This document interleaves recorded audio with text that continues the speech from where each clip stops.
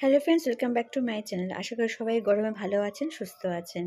গরমে কিন্তু একটুখানি আমাদের হালকা বা একটু রিচ কম খাওয়া দাওয়া খাওয়াই বেটার। তো সেই যেরকমই একটা রেসিপি, খেতে ভালো কিন্তু খুব বেশি রিচ না, শেয়ার করছি। যার জন্য লাগবে কাঁকরোল। কাঁকরোলটাকে দেখুন ভালো করে খোসা ছাড়িয়ে আমি এখানে হাফ করে আর আলুর সাথে একটু ভালো করে সিদ্ধ করে নেব।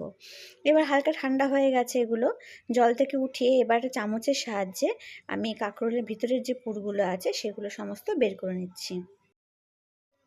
সমস্ত পুরেরই দেখুন ভিতরের যে থাকে সিডসগুলো সেগুলো বের করে নিয়েছি।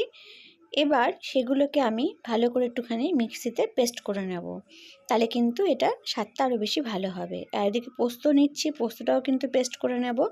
তো পোস্ত পেস্ট করা হয়ে গেছে। পোস্তর মধ্যে কিন্তু অন্য কিছু দিই না, এটা হচ্ছে কাঁকরোলের যে ভিতরে পুরটা ছিল, বীজগুলো, সেগুলো।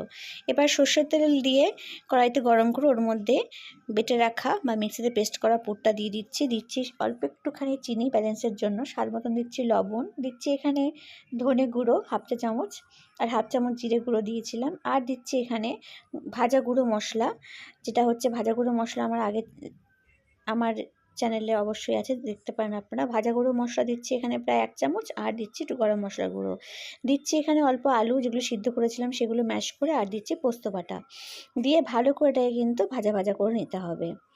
একটু সময় সাপেক্ষ, কিন্তু এটা ভালো করে ভাজা না হলে কিন্তু ভালো লাগবে না। তো দেখুন এখানে পুরটা ঠান্ডা করে নেব, হয়ে গেছে। এবার একটা ব্যাটার তৈরি করব। নিচ্ছি এখানে আমি আটা, হলুদ আর লবণ গুঁড়ো দিয়ে একটা ব্যাটার তৈরি করে নেব। আমি কিন্তু আটা দিয়ে করেছি, চাইলে কিন্তু আপনারা ময়দা বা চালের গুঁড়ো দিয়েও করতে পারেন।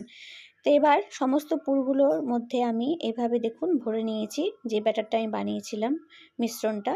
এবার ব্যাটারের মধ্যে কোট করে নিচ্ছি। এবার ভালো করে কোট করে আমি ভেজে নেব। আমি কিন্তু এখানে চালের গুঁড়ো, ময়দা, সুজি কিছুই অ্যাড করিনি, তাও কিন্তু মুচমুচে হয়।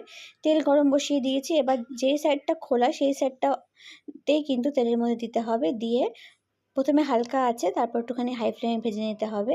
তো দেখুন এরকম লাল লাল করে এক সাইড করে ভেজে নেব। ভাজা হয়ে গেলেই কিন্তু রেডি হয়ে যাবে। এটার কিন্তু তরকারিও করা যায়, কিন্তু এটা পুর হিসাবে, মানে ভাজা গরম গরম ভাতের সাথে খেতে কিন্তু ভীষণই ভালো লাগবে।